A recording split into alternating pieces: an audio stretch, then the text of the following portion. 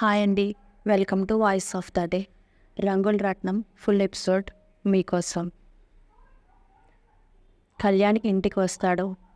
సీత వంశీకి ఎలా ఉంది సార్, బాగానే ఉందా అని అడుగుతుంది టెన్షన్గా. కళ్యాణ్ బాగానే ఉంది సీత, స్పృహలోకి కూడా వచ్చాడు. స్పృహలోకి రావడమే కాదు, తన్ని ఎవరు కొట్టించాడో కూడా చెప్పాడు అంటాడు కళ్యాణ్. ఎవరు సార్ అని అడుగుతుంది సీత. ఇంకెవరు, తన భార్య సమంత అంటాడు కళ్యాణ్. వెంటనే షాక్ అవుతుంది సీత. ఎందుకు సార్ అని అడుగుతుంది. సమంతతో వంశీ కలిసి ఉండాలంట, లేకపోతే చంపేస్తానని చెప్పి వార్నింగ్ ఇప్పించిందట. ఇలాంటి భార్యలు కూడా ఉంటారా? భర్త కోసం ఎంతో త్యాగాలు చేసే భార్యలు ఉంటారు, భర్తని ఎంతో ప్రేమించే భార్యలు ఉంటారు, భర్తని ఎవరైనా ఒక్క మాట అంటే బాధపడే భార్యలు ఉంటారు. కానీ ఈ సమంత పగతో వంశీని చంపించాలని ప్రయత్నిస్తోంది అంటాడు. అవునా, ఎందుకు సార్ అలా అంటే, సమంత తిన్నే ప్రేమించిందట, కానీ అప్పటికే వంశీ వర్ష అనే అమ్మాయిని ప్రేమించాడట, అందుకోసమే అంటాడు కళ్యాణ్.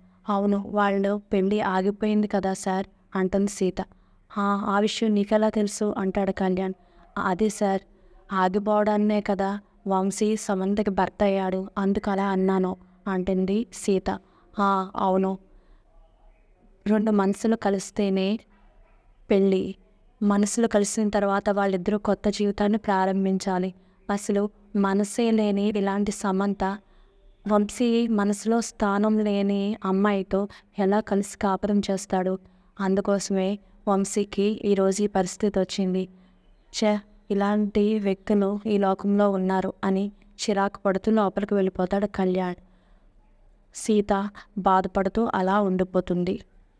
కలెక్టర్ ఆఫీస్లో గోపికి బండ్రోత్ టీ తీసుకొచ్చిస్తాడు. సార్, టీ తీసుకోండి సార్ అని అంటాడు. ఈరోజు చాలా బిజీ షెడ్యూల్ ఉంది, ఎవరిని లోపలికి పంపించొద్దు అని చెప్తాడు. సరే సార్ అని బండ్రోత్ వెళ్ళిపోతాడు. సీత, అంజీ, కొంతమంది వర్కర్స్ వస్తారు. బాబు, మేము కలెక్టర్ గారిని కలవాలి, ఒకసారి పంపించు అని సీత అడుగుతుంది. లేదమ్మా, ఈరోజు చాలా బిజీగా ఉన్నారు, కుదరదమ్మా, తర్వాత రండి అని చెప్తాడు. అప్పుడు అంజీ, లోపలికి వెళ్ళి రాణి వచ్చారు అని చెప్పు, ఆయన రమ్మంటేనే పంపించు అని అంటాడు. సరే, అడుగొస్తాను అని చెప్పి లోపలికి వెళ్తాడు. సార్, ఎవరో రాణిగారంట మిమ్మల్ని కలవడానికి వచ్చారు అని గోపితో చెప్తాడు. అవునా, మా అక్క నన్ను చూడ్డానికి వచ్చిందా అని చాలా ఆనందంతో, సరే త్వరగా పంపించు లోపలికి, అలాగే ఒక జ్యూస్ కూడా పంపించు అంటాడు. బండ్రో తెల్లి, వెళ్ళండి అమ్మ లోపలికి, సార్ రమ్మన్నారు, ముగ్గురు మాత్రమే వెళ్ళండి, అందరూ వెళ్ళొద్దు అంటాడు. అంజీ, రాణి, రామయ్య లోపలికి వెళ్తారు. నమస్తే సార్ అని గోపికి చెప్తారు. నమస్తే అంటాడు గోపి. అంజీ, ఏంటక్క నీకంటే చిన్నవాడికి నమస్కరిస్తున్నావు అంటాడు. ఇప్పుడు గోపి నా తమ్ముడు కాదురా, జిల్లాకి అధికారి, మనం గౌరవించాలి అంటుంది. కూర్చోండి అంటాడు గోపి. మీరు కూర్చోండి సార్, మేము నేల మీద బ్రతికే మనుషులం, పర్వాలేదు అంటుంది రాణి. పెద్దవారి నుంచునుండగా నేను కూర్చోవడం అనే సంస్కారం మా అక్క నాకు నేర్పించలేదు. సరే, ఏంటి చెప్పండి సమస్య అంటాడు గోపి. మా ఫ్యాక్టరీ ఓనర్ రాధా గారు, ఆయన ఒక యాక్సిడెంట్లో మంచానికే పరిమితం అయిపోయారు. మా వర్కర్స్కి ఎవరికి ఇన్సూరెన్స్ లేదు. ఈ ఇన్సూరెన్స్ విషయంలో మీరు సహాయం చేస్తారని మిమ్మల్ని అడగడానికి వచ్చాము సార్ అంటుంది. సరే, తప్పకుండా చేస్తాను అంటుంది. ఇంకొక సహాయం కూడా కావాలి సార్ అని అడుగుతుంది. అడగండి అని అంటాడు గోపి. మాకంటూ ఎవరూ లేరు సార్, అందరూ మమ్మల్ని విడిచిపెట్టేశారు. మీరైనా సహాయం చేస్తారని ఎంతో ఆశతో వచ్చాం. రాధా గారికి కూడా వైద్యం చేయించాలి, ఆయన విషయంలో కూడా మీరు పెద్ద మనసు చేసుకొని సహాయం చేయండి సార్ అని అడుగుతుంది. వెంటనే గోపి అటు సైడ్ తిరిగి కన్నీళ్లు పెట్టుకుంటూ, తప్పకుండా చేస్తాను అంటాడు. మా మొహం చూడ్డానికి కూడా మీకు నచ్చదని మాకు తెలుసు బాబుగారు, కానీ మా బ్రతుకులు బాగుపడడం కోసం మిమ్మల్ని అర్థిస్తున్నాం అంటుంది రాణి. సరే, తప్పకుండా చేస్తాను, వెళ్ళండి అంటాడు గోపి. రాణి నమస్కరించి వెళ్ళిపోతుంది. వెంటనే గోపి, అక్క, నేను నా మొహం నీకు చూపించలేక కాదక్క, నాకు కన్నీళ్ళు వచ్చాయి, నా బాధను నువ్వు చూసి తట్టుకోలేవనక్క, తప్పకుండా నీకు సహాయం చేస్తానక్క, తప్పకుండా చేస్తాను అని గోపి చాలా కన్నీళ్లు పెట్టుకుంటాడు. కళ్యాణ్ వంశీని ఇంటికి తీసుకుని వస్తాడు. తులసమ్మ లేదా దిష్టి తీయాలి అని అడుగుతాడు కళ్యాణ్. లేదు సార్, ప్రియాని తీసుకుని బయటికి వెళ్ళిన తులసమ్మ అంటుంది సీత. సరే నువ్వు వెళ్ళి దిష్టి నీళ్ళు తీసుకురా అంటాడు. అప్పుడు వంశీ అయ్యో అదేం వద్దు బ్రో, తను ఇబ్బంది పెట్టకు అంటాడు. అదేమీ లేదు బ్రో, సీతకి ఇలాంటి సెంటిమెంట్స్ ఎక్కువే అంటాడు కళ్యాణ్. అప్పుడు సీత దిష్టి నీళ్ళు తీసుకొచ్చి దిష్టి తీసి బొట్టు పెడుతుంది. అప్పుడు కళ్యాణ్ వంశీని తీసుకొచ్చి రూమ్లో కూర్చోబెట్టి నీకేం కావాల్సి వచ్చినా సీత దగ్గరుండి చూసుకుంటుంది అని చెప్తాడు. చెప్పి బయటకు వస్తాడు.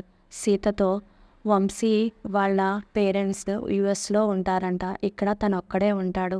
సిచ్యువేషన్ నీకు తెలుసు కదా సీత, ఆ సమంత మృత్యువై వంశీని వెంటాడుతుంది.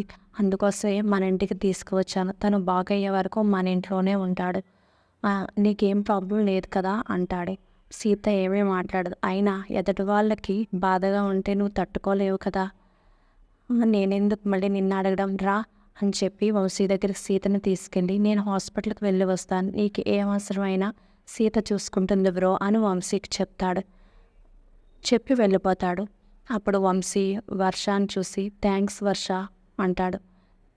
వర్ష ఏం మాట్లాడకుండా బయటకు వచ్చేస్తుంది. వంశీ నాకు తెలుసు వర్ష, నువ్వు నన్ను ఇంకా ప్రేమిస్తున్నావని అనుకుంటూ ఉంటాడు. వర్ష బయటకు వచ్చి ఏడుస్తూ ఉంటుంది. సూర్యం శంకర్ ప్రసాద్ వాళ్ళ ఇంటికి వెళ్తాడు. సూర్యం రావడం చూసి శంకర్ ప్రసాద్ ఆగు, నువ్వు ఎందుకు వస్తున్నావు, ఈ ఇంటితో బంధం తెంచుకొని వెళ్ళిపోయావు కదా, నువ్వు ఎందుకు వచ్చావు అంటాడు. నేను బంధం కోసం రాలేదు, నీ మనవరాలు చేస్తున్న దాష్టిక కోసం మాట్లాడడానికి వచ్చాను అని లోపలికి వస్తాడు. అందరూ బయటకు వస్తారు. అప్పుడు సమంత నువ్వు వచ్చి అన్నా సరే సిగ్గు లేకుండా వస్తున్నాడు, ఈ మనిషికి సిగ్గు లేదు అంటుంది. అప్పుడు పూర్ణ సమంత పళ్ళు రాలిపోతాయి, మర్యాదగా మాట్లాడు అంటుంది. అప్పుడు శంకర్ ప్రసాద్ పూర్ణ నా మనమరాల మీద అరుస్తావేంటి అని అంటాడు.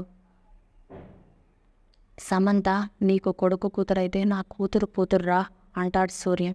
ఓహో, కూతురన్న అభిమానం ప్రేమ నీకుంటే ఆ వంశీకి వర్షకి సపోర్ట్ చేస్తావా, ఆ వర్షాన్ని వంశీని కలుపుతానని శపథం చేశావంట కదా సమంత దగ్గర, అంత ప్రేమే ఉంటే ఆ వంశీకి చావు భయం ఏంటో చూపించి కాళ్ళు విచ్చి తీసుకొచ్చి కాపురం చేయించేవాడు కదా అంటుంది. మనసులు కలవని వాళ్ళని బలవంతంగా కాపురం ఎలా చేయిస్తావరా అంటాడు సూర్యం.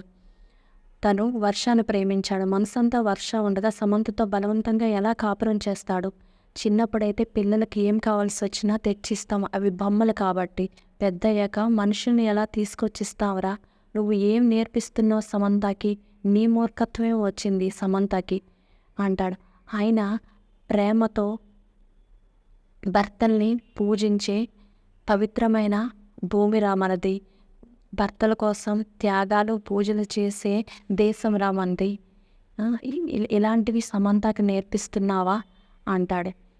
పూర్ణాన్ని చూసి పూర్ణ నువ్వే నీ మొహం మారిపోయినప్పుడు వీడు నిన్ను గుర్తుపట్టకపోతే నువ్వు ఎంత ఓర్పుతో వాడి మనసు మార్చుకున్నావమ్మా, అది కదా ప్రేమ అంటే